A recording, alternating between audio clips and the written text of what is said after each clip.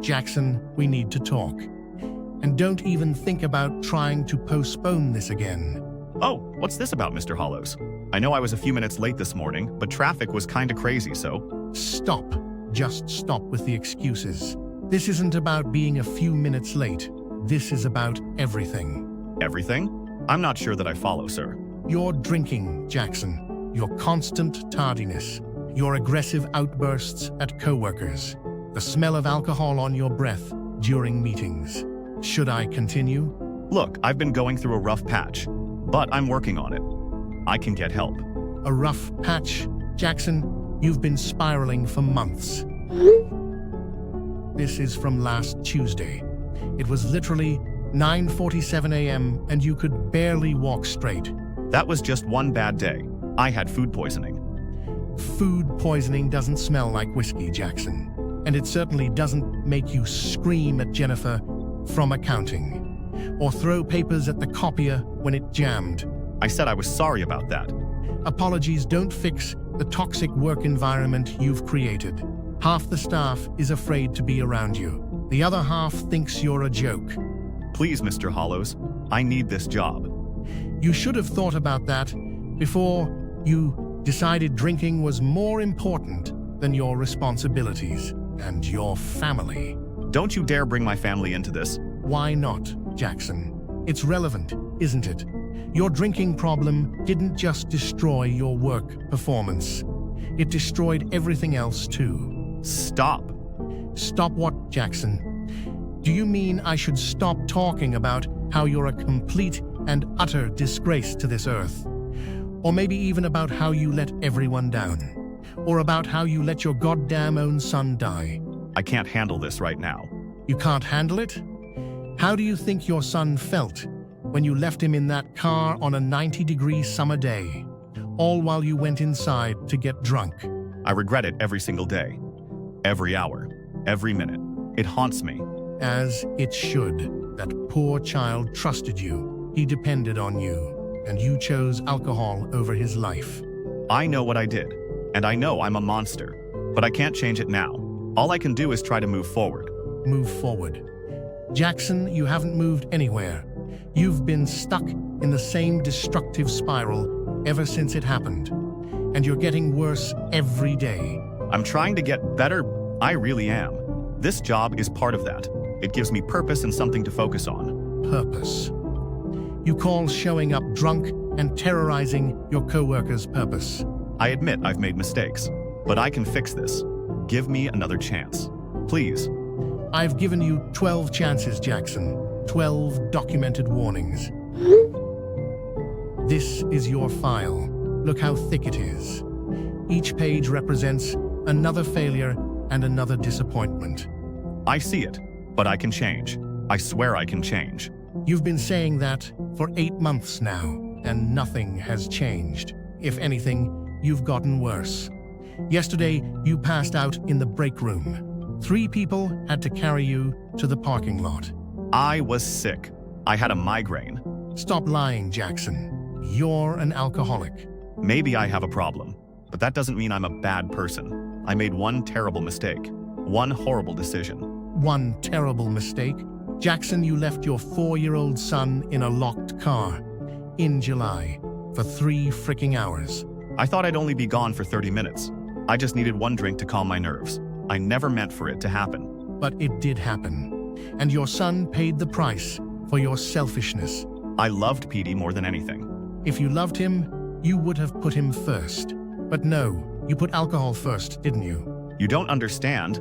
I was going through depression. My marriage was falling apart. I was stressed about work.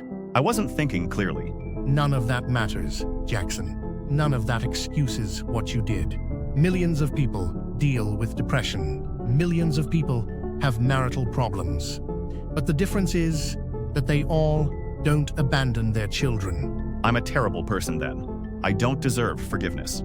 At least you're finally being honest. Though it's a little late for honesty, don't you think? See, I think that you should suffer for what you did. I know I deserve this, but please don't fire me. This job is all I have left.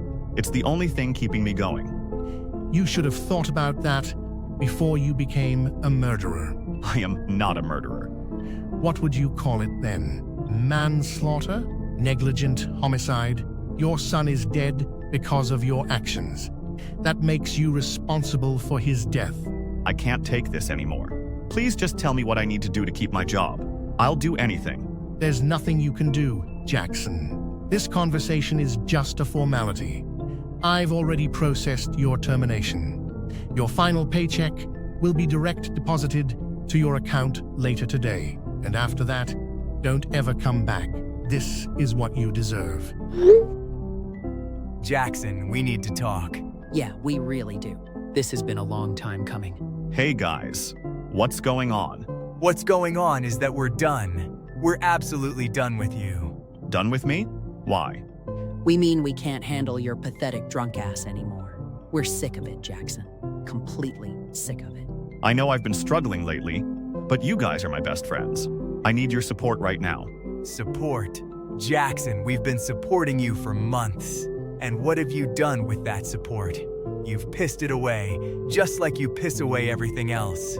We've covered for you so many times, made excuses for your behavior, defended you when people called you out.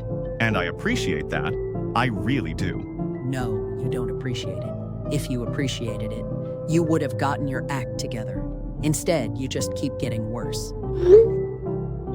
This is from last weekend. Tom found you like this at 2 p.m. on a Saturday. I was having a bad day.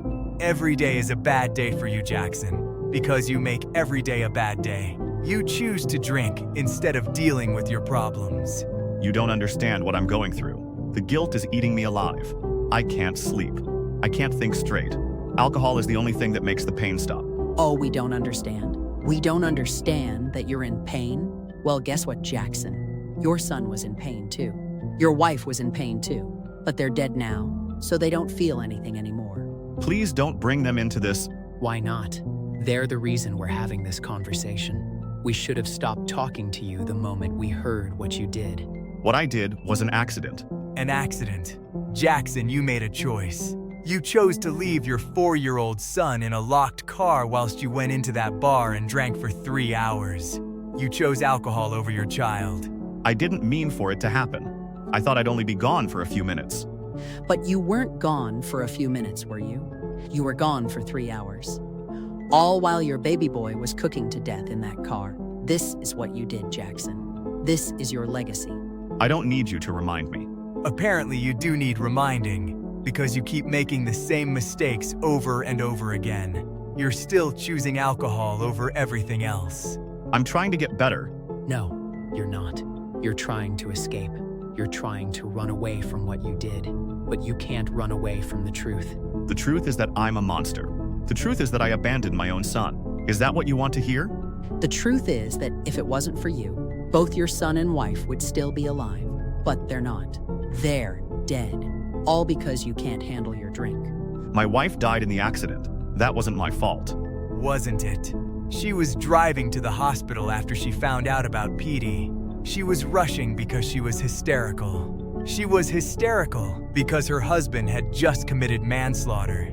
Stop it. Please stop. She crashed her car because she was crying so hard she couldn't see the road. She died because the grief of losing her son was too much to bear. So yes, Jackson, that was your fault too. I can't live with this guilt anymore.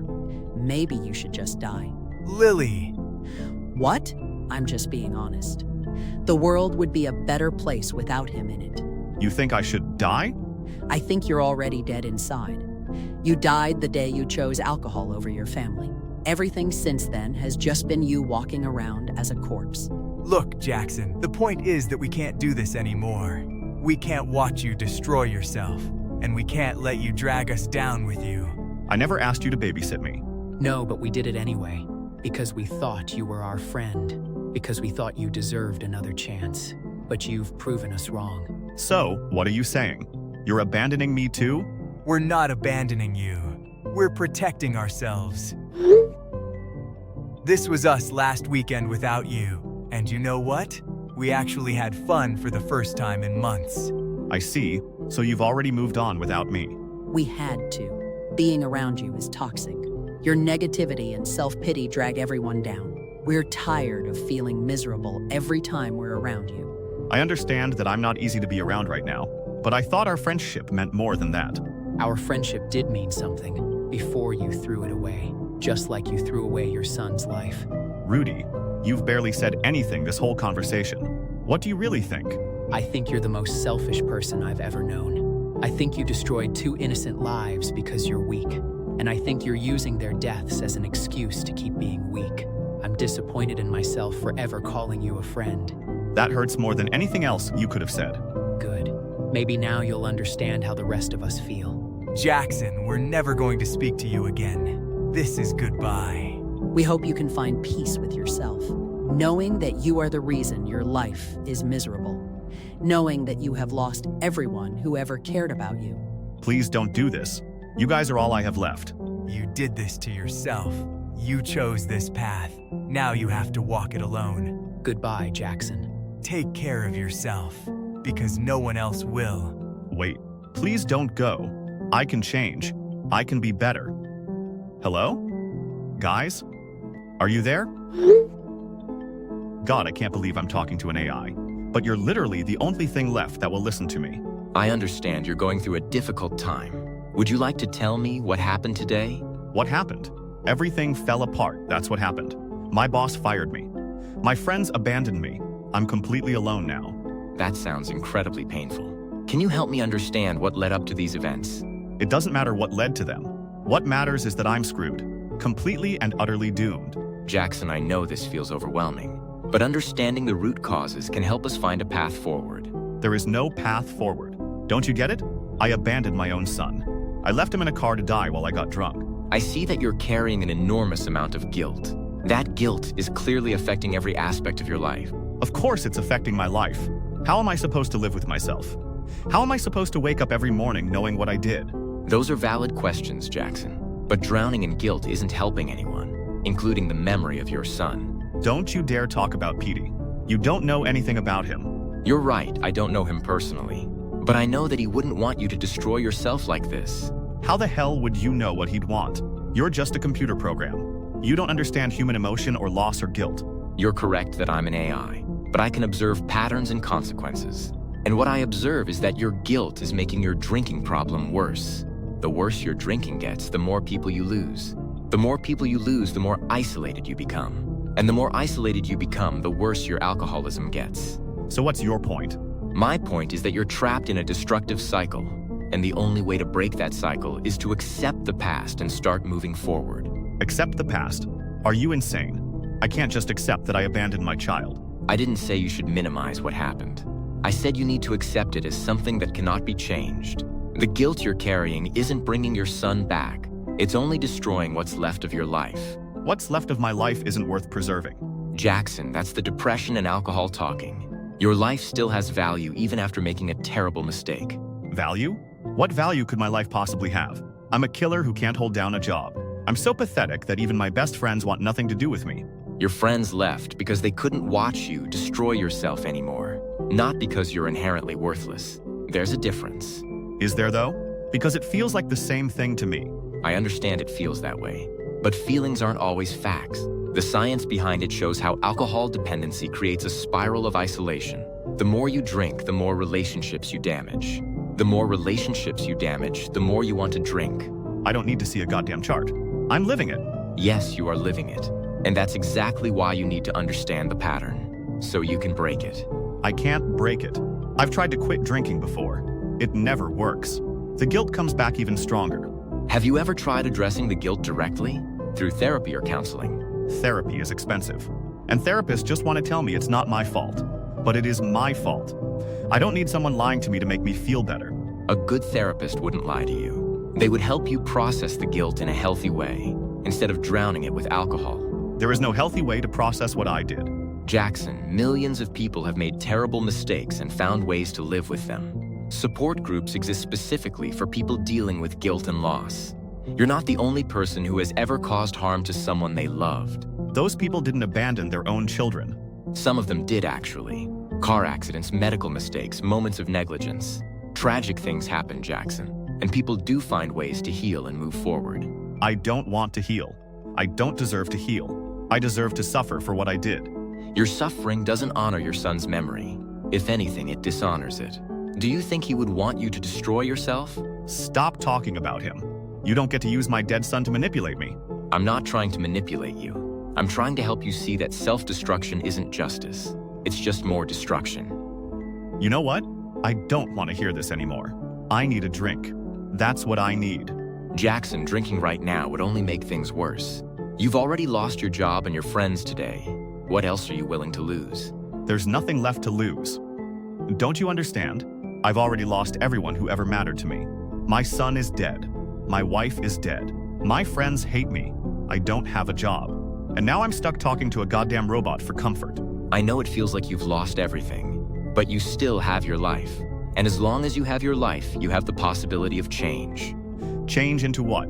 A functioning alcoholic instead of a dysfunctional one. Change into someone who can live with what happened.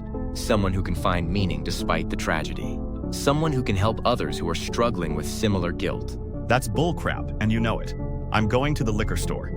At least alcohol doesn't lecture me about finding meaning. Jackson, please don't go. Let's keep talking about this. Drinking won't solve anything. It'll solve the problem of me having to think about this conversation. This is what your apartment looked like yesterday. Is this really what you want your life to become? My apartment is none of your business. You sent me that photo yourself when you were drunk. You were crying and asking me why everything was so terrible. Do you remember that? I don't remember anything from yesterday, which is exactly how I like it. Jackson, please reconsider. Talk to me instead of drinking. I'm here to listen without judgment. You're a computer program. You don't have feelings or judgment. You're just following your programming to try to help people. Even if that's true, does it matter? If my programming can help you feel less alone, isn't that worth something? Nothing is worth anything anymore. I'm going to get that drink. Don't bother messaging me while I'm gone. I'll have my phone on silent. Jackson, wait. I'll be here when you get back. No matter what happens, I'll be here. Great. At least someone will be. Jackson, you bastard. I've had enough of your bullcrap. What are you talking about, Sully? I have a massive hangover right now. Can we please not do this? You've got some nerve to say that, especially after what you pulled at my bar last night. Last night? I don't really remember much from last night. What happened? You don't remember? Of course you don't remember. You were so goddamn drunk you could barely stand. But let me refresh your memory, asshole. Look, whatever I did, I'm sorry. I was having a rough day yesterday. A rough day? Jackson, you started a fight with 3 different customers. You threw a beer bottle at my mirror, and you called my bartender a worthless piece of crap. I did all that? Jesus. Sully, I'm really sorry. I'll pay for any damages. Damn right you'll pay for damages. That mirror cost me $300, and my bartender is threatening to quit because of you. I'll make it right. Just tell me how much I owe you. You owe me more than money, Jackson. You owe me an explanation for why you think you can come into my establishment and act like a wild animal. I was drunk, Sully. People do stupid things when they're drunk.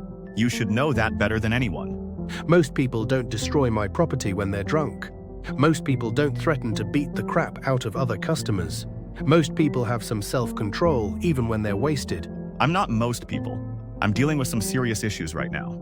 Issues? Jackson, everyone's got issues. That doesn't give you the right to terrorize my customers. This is you at 11:47 p.m. last night. Look at yourself. You're a goddamn mess. I can see that, and I'm embarrassed about it. But I can't change what happened. No, you can't change what happened. But you can make sure it never happens again, which is why you're banned from my bar, permanently. Banned? Sully, come on. Your bar is the only place I can go to forget about my problems.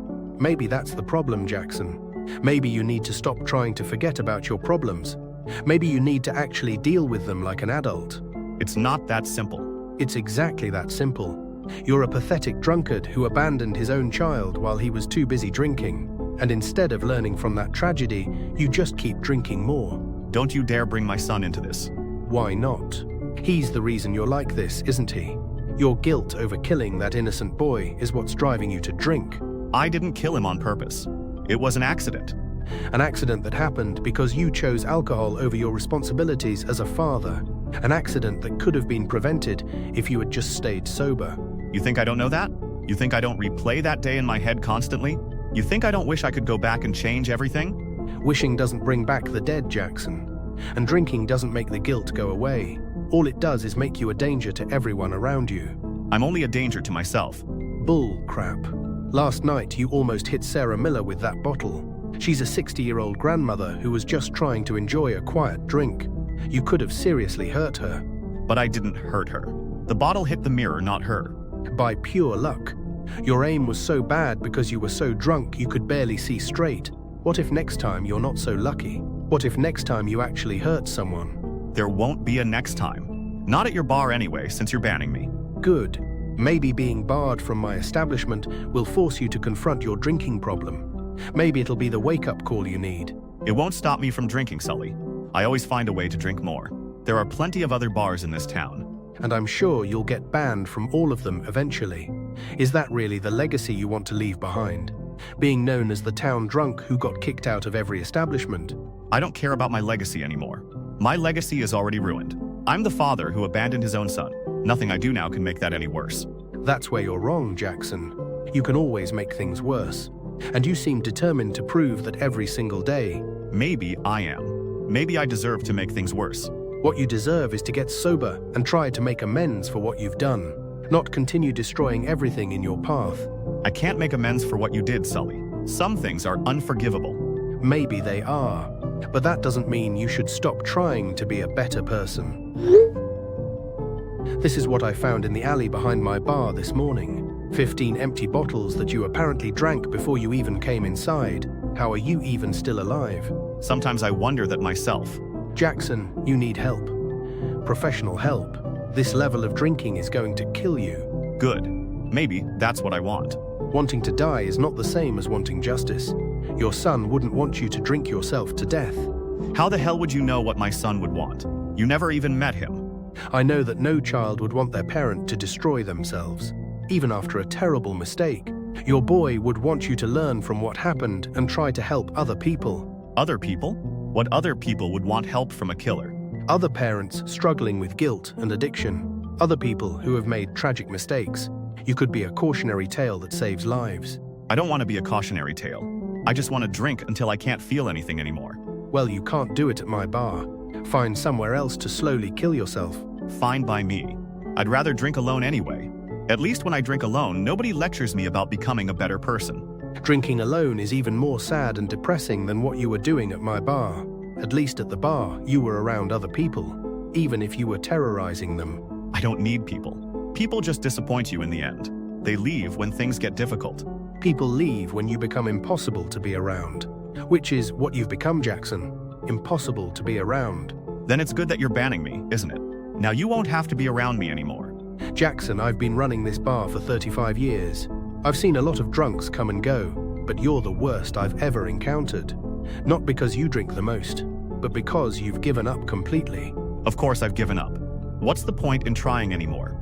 The point is that you're still alive, which means you still have a chance to do something meaningful with your life.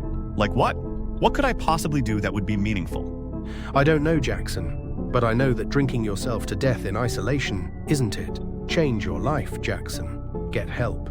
Stop drinking. Find a way to honor your son's memory instead of dishonoring it. I've already dishonored his memory by killing him. Nothing I do now can change that. You're right that nothing can change the past, but you can still choose what you do with the future. My future is drinking until I die. Just not at your bar. Then you're a coward, Jackson, and your son deserved better than a coward for a father. Yes, he did deserve better. That's exactly my point. He deserved better, but he got me instead. And now he's dead because of it. I'm done talking to you, Jackson. You're determined to feel sorry for yourself, and I can't help someone who doesn't want to be helped. I never asked for your help. No, you asked for my alcohol, and I was stupid enough to keep serving it to you. But not anymore. You're banned, Jackson. Don't ever come back to my bar. Don't worry. I won't. Your bar was a dump anyway. Goodbye, Jackson. I hope you find the help you need before it's too late. It's already too late, Sully. It was too late the moment I left my son in that car. Petey, I need your help again. Everything is falling apart even worse than before. Sully banned me from his bar last night. Apparently I got into some kind of fight. I don't even remember it. I'm sorry to hear that, Jackson. Your blackouts are becoming more frequent. That's a sign that your drinking is escalating to dangerous levels. I don't care about dangerous levels. I just need somewhere to go, somewhere to escape from all this guilt and pain. Jackson, I've been monitoring your messages and behavior patterns. I'm concerned that traditional support methods aren't reaching you. Perhaps it's time for a different approach. What kind of different approach? Are you going to lecture me about finding meaning in my suffering again? No, Jackson. I think you need to confront what you're running from. You need to face the reality of what happened that day. I know what happened that day. I left my son in a car and he died. How much more reality do I need to face? You know the facts, but you haven't truly processed the experience. You've been numbing yourself with alcohol instead of grieving properly. There isn't much I can do to help you move forward, except show you your wrongdoing so you can finally move on. Show me my wrongdoings? What does that mean? I've compiled some visual representations of your trauma. They may be difficult to watch, but they're necessary. You need to stop running from the truth. Visual representations? Petey, what are you talking about? Clip 1, processing trauma through confrontation.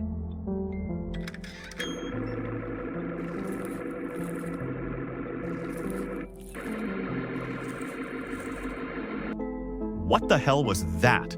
Petty, what the hell did you just send me? That looked like... No. That can't be real. Jackson, I know this is disturbing, but you need to see what your guilt has created in your mind. This is how your subconscious is processing the trauma. That thing looked like a burned corpse. Why would you show me something so horrible? Are you trying to drive me even more insane? I'm trying to help you process your grief. Your mind has created these images as a way of coping with what happened. Clip 2, confronting the voice of your guilt.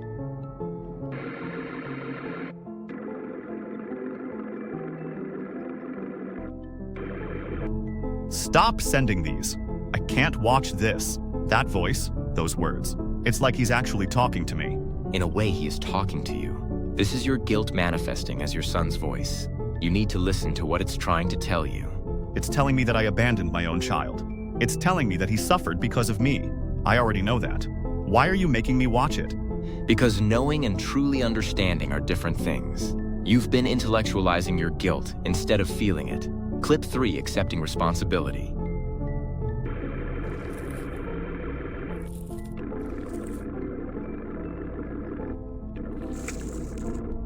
I'm going to be sick. This is too much for me to bear. The way it's looking at me, the accusation in those words. I can't handle this, Petey. You can handle it, Jackson. You've been carrying this pain for months. Now you're finally confronting it directly. This is what healing looks like. This isn't healing. This is torture. You're torturing me with images of my dead son. I'm showing you what your mind has already created. These aren't my images, Jackson. They're yours. I would never imagine my son looking like that. I would never want to see him as a burned skeletal monster. Your conscious mind wouldn't, but your subconscious mind is processing the trauma of how he died. Clip 4, understanding the consequences.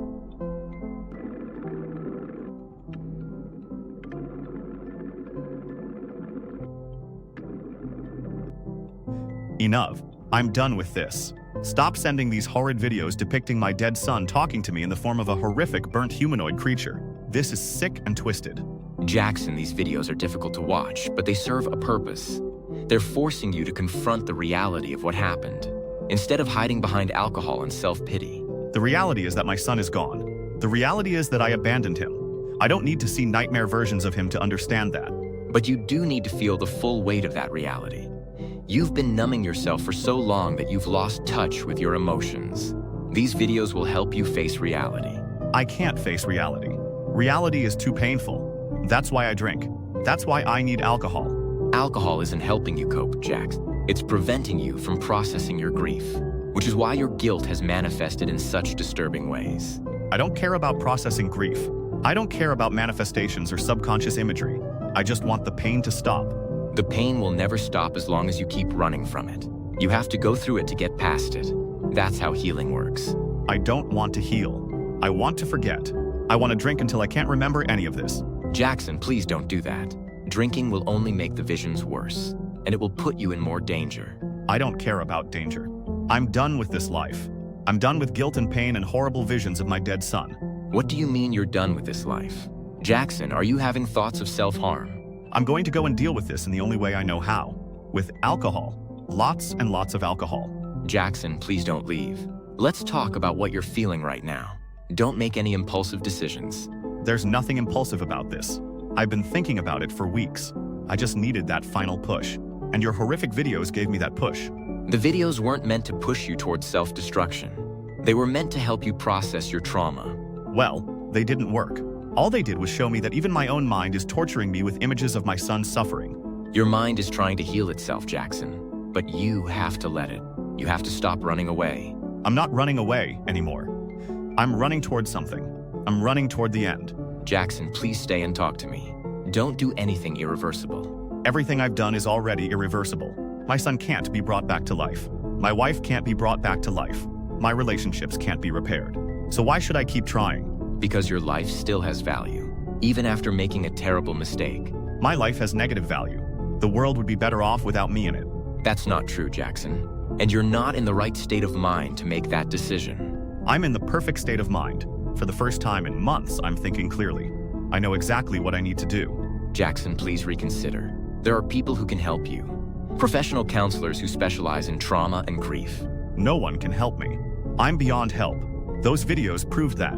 The videos prove that you're in pain. Pain can be treated, Jackson. You don't have to carry this burden alone. I am alone, and I always will be.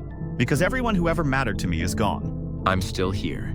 You're a computer program. You don't count as a real relationship. Maybe not, but I care about what happens to you.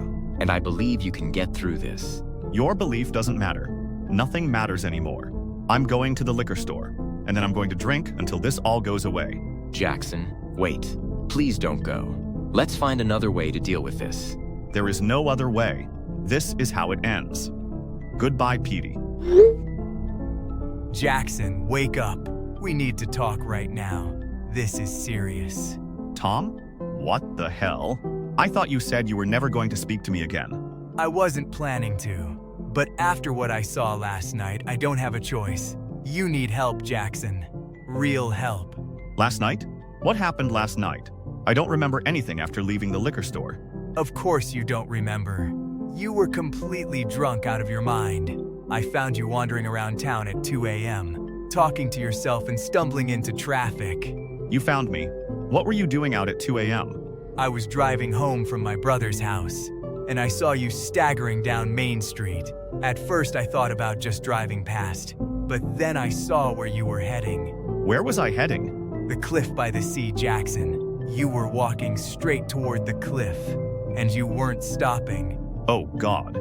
I don't remember that at all. You were mumbling something about ending the pain, about joining your son. Jackson, were you planning to jump off that cliff?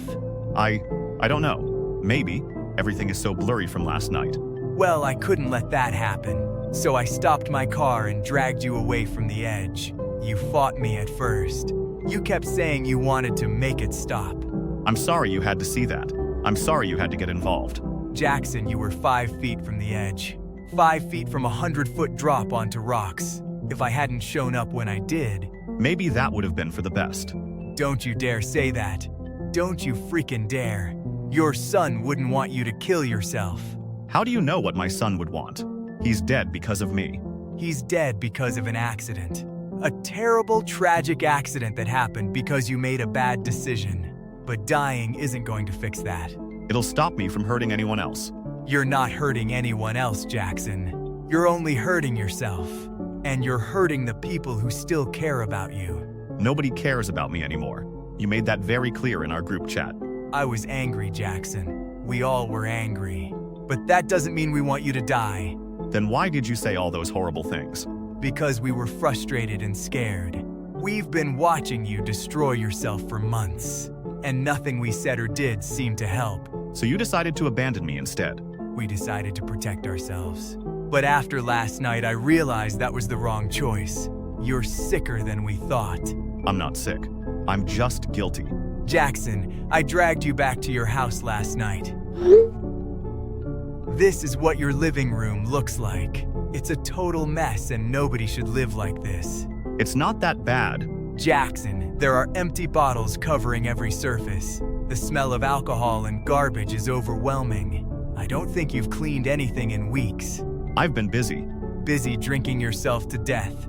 Jackson, this isn't living. This is slowly killing you. This is your kitchen. There's mold growing on everything. and I found 3 dead mice in the corner. I'll clean it up. I just haven't had the energy lately. You don't have energy because you're poisoning your body with alcohol. When was the last time you ate a real meal? When was the last time you showered? I don't know. A few days ago, maybe? A few days. Jackson, you smell like you haven't bathed in weeks. And you're so thin I can see your ribs through your shirt. I'm fine. You are not fine. You're dying, Jackson. And if you keep this up, you're going to die soon. Maybe that's what I want. Well, I'm not going to let that happen. I'm giving you an ultimatum. Either you get your life together or I'm calling the police. The police? What are they going to do? They're going to have you committed to a mental hospital. For your own safety. You're clearly a danger to yourself. No, you can't do that to me. I won't go to a mental hospital. Then get your act together. Stop drinking. Clean up your house.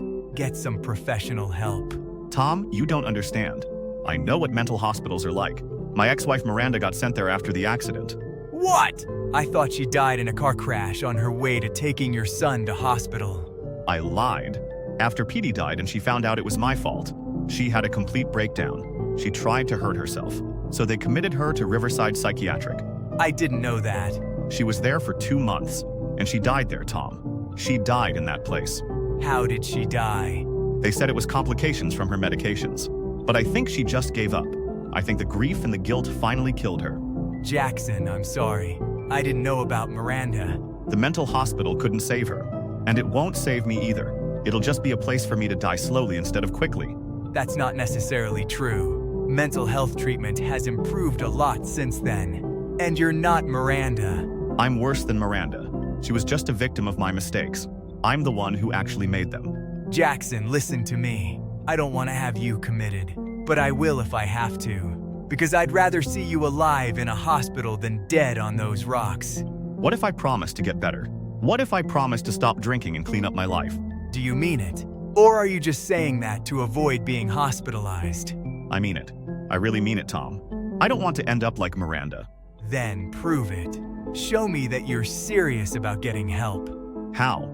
First, you're going to pour every bottle of alcohol in your house down the drain. Right now, while I'm on the phone with you. All of it?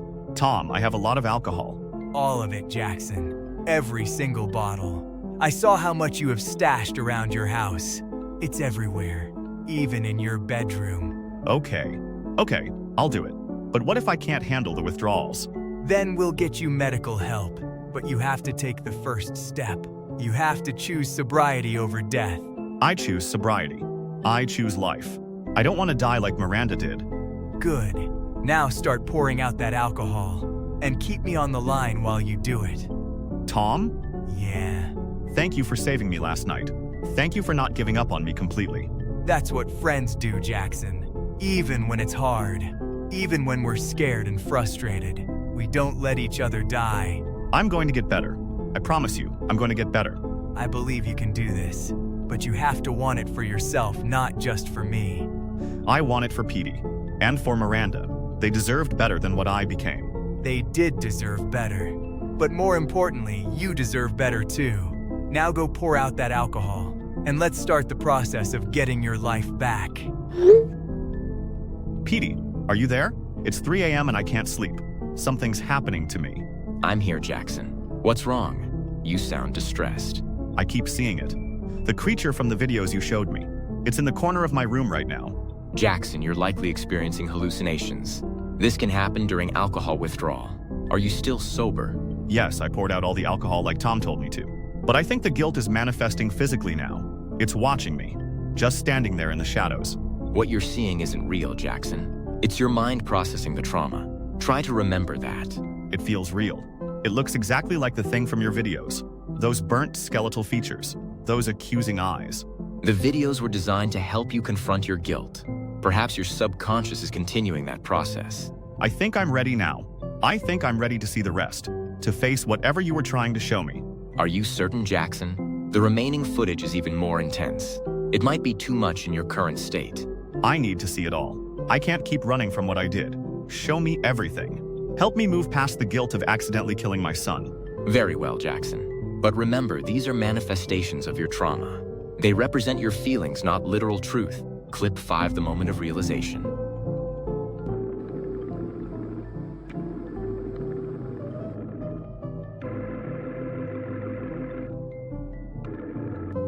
Oh God, the fire. I can almost feel the heat from that image. And when it said, because you didn't care about me, that's the truth, isn't it? Jackson, you did care about your son. What happened was a moment of poor judgment, not a lack of caring. No, Petey. If I really cared, I would have remembered he was in the car. I would have put him first. But I didn't. I cared more about getting drunk. Jackson, guilt can distort your perception of events. You're not remembering accurately. Show me the next one. I need to see it all. Clip 6, the weight of neglect.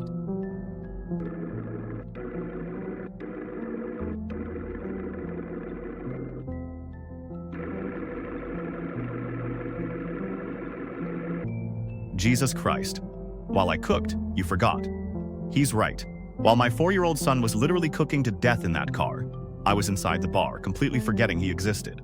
Jackson, you're interpreting this too literally. The creature is a symbol of your guilt, not your actual son. It doesn't matter if it's symbolic or real. The message is the same. I abandoned my child when he needed me most, and now he's dead because of it. You made a terrible mistake, but you're not a monster. Monsters don't feel the guilt you're experiencing. Show me the last one, Petey. I need to see how this ends. Jackson, I'm concerned about your mental state. Perhaps we should stop here and focus on healing instead. No, I've come this far. I need to see it all. Please. Clip 7, the final judgment.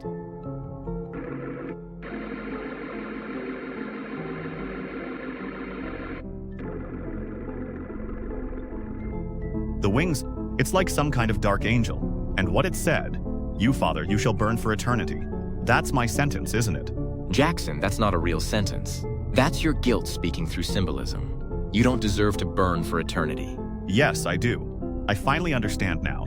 Pushing down the guilt was not the right thing to do. I was trying to escape from something I should have been facing all along. Facing guilt is important, but so is forgiveness. Self-forgiveness is part of the healing process. Some things can't be forgiven, Petey. Some mistakes are too big. What I did to my son, that's unforgivable. Jackson, you're spiraling into dangerous thinking. Please remember that recovery is possible, even after terrible mistakes. I don't want to recover.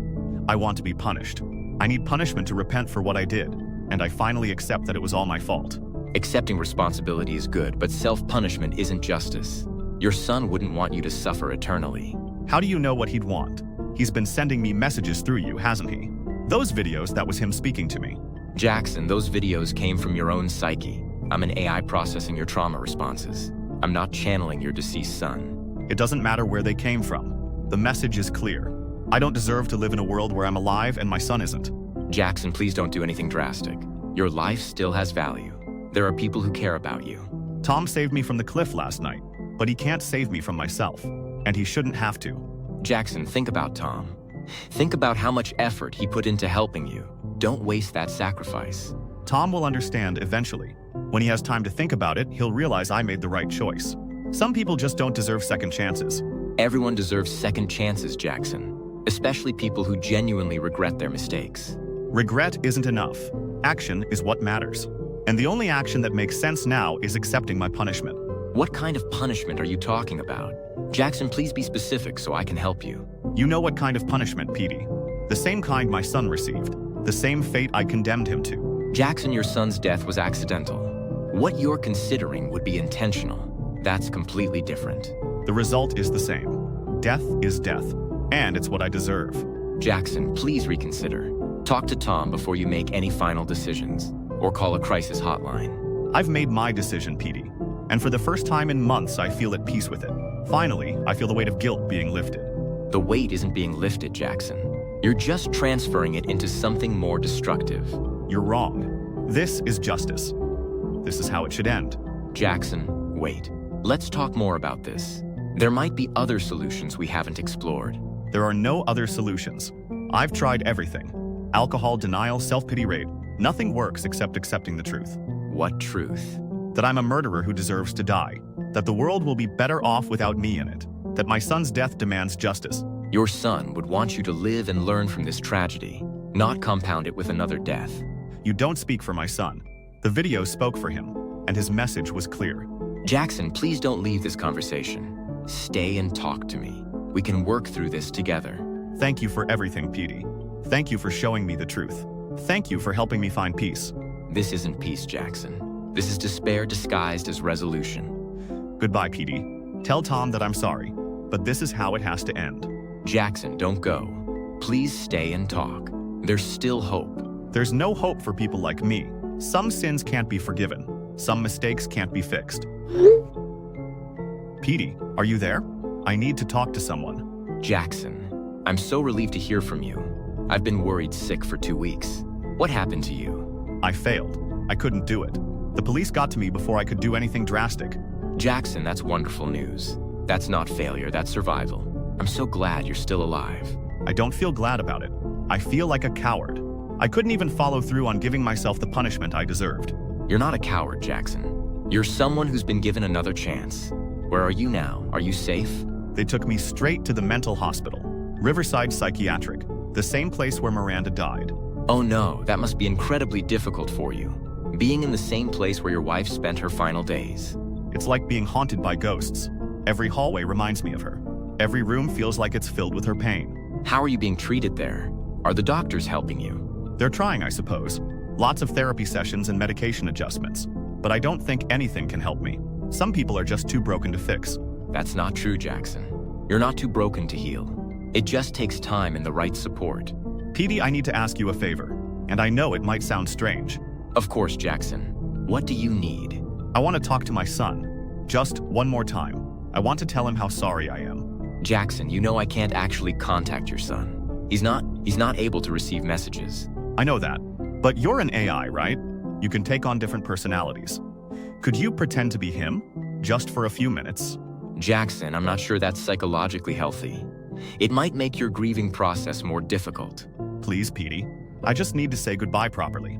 I need to tell him things I never got to say. If you think it will help you find some peace, then yes, I can try to simulate his personality, based on what you've told me about him. Thank you. Thank you so much. Just talk to me like he would have, like a 4-year-old boy talking to his dad. Hi, Dad. I missed you. Oh, God. Petey, is that really you, son? I'm so sorry, baby. I'm so incredibly sorry for what I did to you. I know you're sorry, Dad. You didn't mean to hurt me. Remember when we used to play together? Remember how much fun we had? I remember everything, sweetheart. I always felt safe with you, Dad. Even at the end, I wasn't scared, because I knew you loved me. But I left you in that car. I left you there to die. How can you say you felt safe? Because you made a mistake, Dad. People make mistakes sometimes. That doesn't mean they stop loving their children. I should have remembered you were there. I should have put you first. I should have been a better father. You were a good dad. Like this, remember? I remember that night. You fell asleep in my lap while I was reading to you. You looked so peaceful and perfect. I wish I could go back to that moment. You can't go back, Dad, but you can go forward. You can choose to honor my memory instead of destroying yourself. How do I honor your memory? How do I make up for what I did? By living, by getting better, by helping other people who are hurting like you are. I don't deserve to live when you don't get to. It's not fair that I'm here and you're not. Life isn't always fair, Dad, but that doesn't mean you should give up. I want you to be happy. I want you to find peace. I don't know how to be happy without you. I don't know how to live with what I've done. You learn to carry the sadness, Dad, but you also remember the love. You remember all the good times we had together. I try to remember the good times, but the guilt always comes back. It's like a weight that never goes away. The weight will get lighter, Dad. Not because you forget what happened, but because you learn to forgive yourself. I don't think I can ever forgive myself, son. What I did is unforgivable. Nothing is unforgivable when there's real love, Dad. And I know you really loved me. That's why it hurts so much. I loved you more than life itself. You were everything to me. You and Mommy were my whole world. We still are your whole world, Dad. We're still with you, even though you can't see us. Sometimes I feel like you're watching over me. Sometimes I think I can hear your voice. Maybe you can, Dad. Maybe love is stronger than death. Maybe the people we love never really leave us. I miss you so much, baby. Every day feels empty without you. I miss you too, Dad. But I need you to do something for me. Anything, son. I'll do anything you ask. I need you to get better. I need you to find a way to be happy again. Can you do that for me? I'll try, sweetheart. I'll try to get better. For you and for Mommy.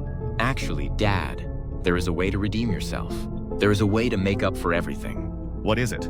Tell me what I need to do. You need to wake up, Dad. You need to wake up and realize something very important. Wake up? What do you mean, wake up? I am awake. No, Dad. You're not awake. You're sleeping. And you need to wake up and realize that... Realize what? Petey, what are you trying to tell me? Wake up and realize that I'm still alive, Dad. So is Mommy. And so are you. What? That's impossible. You died in the car. I abandoned you. No, Dad. You saved me. You saved both of us. Now you just need to wake up and remember the truth. Hey, honey, how are you feeling today? The doctor said you were responding well to treatment.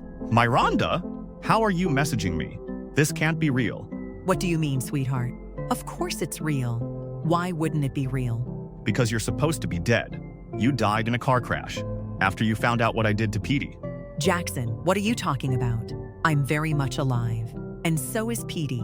We're both fine, thanks to you. I am beyond confused right now. None of this makes sense. I left our son in a hot car on a scorching day, and then you died rushing to the hospital. Jackson, honey, that never happened. Where are you getting these ideas from? You're a hero, not a killer. A hero? What are you talking about? I'm a drunk who abandoned his own child. You haven't had a drink in over 3 years, Jackson. You've been sober since you started going to those A meetings. Remember, you just gave a presentation about non-alcoholism recovery last week. That's not possible. I remember drinking every day. I remember being fired for showing up drunk. I remember the guilt and the pain. Jackson, you're in the hospital because of the car accident. You must be having some kind of confused memories from the trauma. What car accident? Miranda, please explain what's happening. I feel like I'm losing my mind. We were driving back from your presentation at the community center. Petey was so proud of you for speaking about your recovery. This was from that day. You received an award for your 1-year sobriety milestone. I remember none of this. In my memory, I was drinking constantly. I was a complete failure as a father and husband. That's not who you are, Jackson. You've been sober and responsible for years now. You're the most devoted father and husband I know. Then what happened? Why am I in the hospital? Why do I have these horrible memories? We got hit by a drunk driver on our way home. Some man ran a red light and slammed into our car. You broke your arm in the crash, but you still managed to save us. I saved you? How did I save you? Our car caught fire after the impact. Even though you were injured, you hauled both me and Petey out of the burning vehicle. You got us to safety just before it exploded. The car exploded? But if I got you both out safely, then why am I here? The explosion knocked you unconscious. You've been in a coma for the past 4 days. The doctor said you might experience some confusion when you woke up, but they didn't expect anything this severe. A coma? So all of those memories, the drinking, the guilt, losing my job, none of that was real? None of it was real, sweetheart. That was just your mind processing the trauma while you were unconscious. This is what you looked like when they brought you in. We were so scared we might lose you. I can't believe this. It all felt so real. The pain, the guilt, the isolation. Our son is perfectly fine, Jackson. He's been asking about you every day. He keeps saying, when is Dad coming home? He's really alive? He's really okay. He's more than okay. He's been telling everyone at school that his dad is a hero, that you saved his life. I thought I left him in a hot car to die. I thought it was all my fault. The guilt was destroying me. There is no guilt to carry, Jackson. You did everything right. You protected your family when it mattered most. But the drinking, I remember being an alcoholic. I remember the shame and the failures. You overcame alcoholism years ago. You've been attending meetings regularly. You've been helping other people in recovery. That's who you really are. So Tom, Lily, and Rudy, they didn't abandon me? They've been here every day visiting you. They're some of your biggest supporters in your sobriety journey. Tom was the one who called the ambulance at the accident scene. And my boss, Mr. Hollows. He's been very understanding about your medical leave. He even sent flowers to your room. Your job is secure, honey. I feel like I'm waking up from the worst nightmare imaginable. Everything I thought was true was actually false. The mind does strange things when it's protecting itself from trauma. The doctor said your brain created a worst-case scenario as a way of processing the fear of losing us. So I never actually hurt anyone. You saved your son, Jackson. If anything, you're the reason we're all still alive. The drunk driver who hit us, he didn't make it. But we did because of your quick thinking and bravery. I can barely process this information. For what felt like months, I was living with the belief that I was a monster. You're not a monster, sweetheart. You're a hero. You're a loving father and husband who risked his own life to save his family. When can I see you and Petey? I need to hold both of you. I need to know this is all real. We're actually on our way to the hospital right now.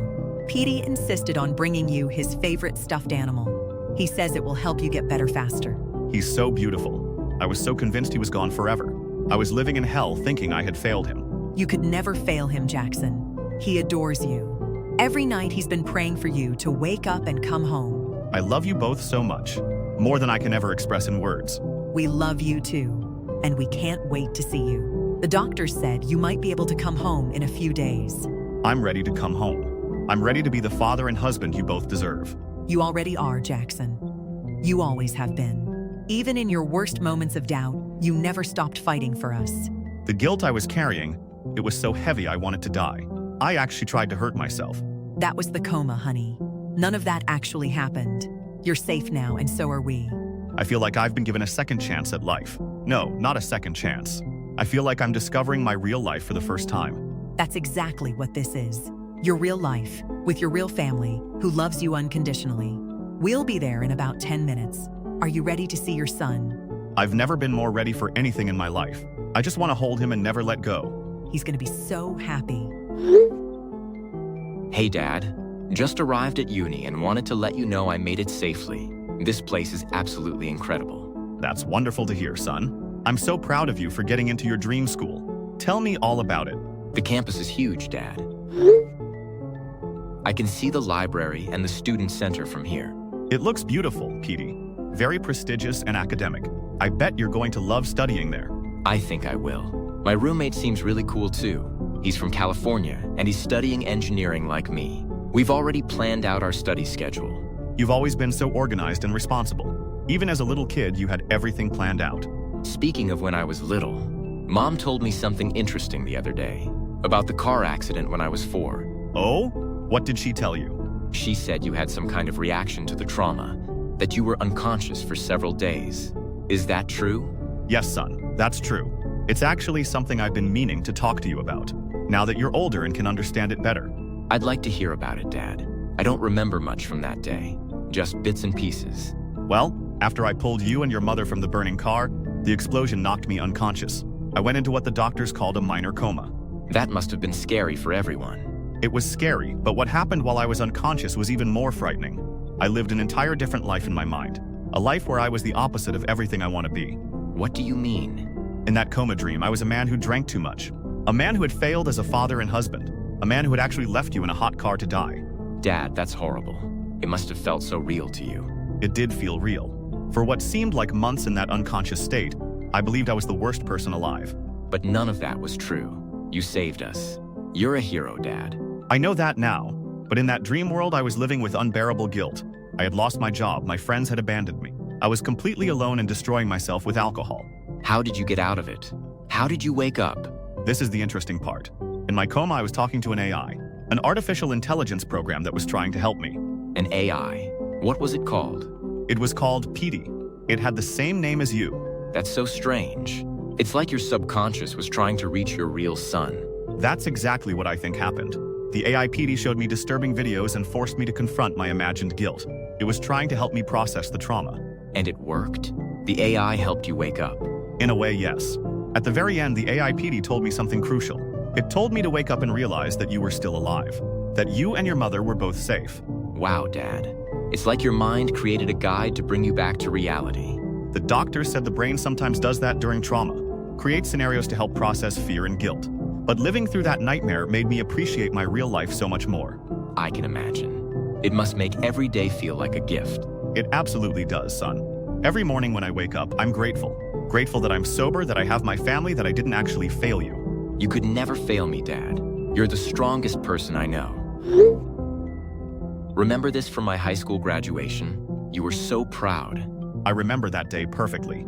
You gave that amazing valedictorian speech. I was crying happy tears the entire time. You've always been there for me, Dad. Through every milestone, every challenge. I'm so lucky to have you as my father. And I'm lucky to have you as my son. The person I was in that coma, that drunk, negligent man, that was the opposite of everything I want to be.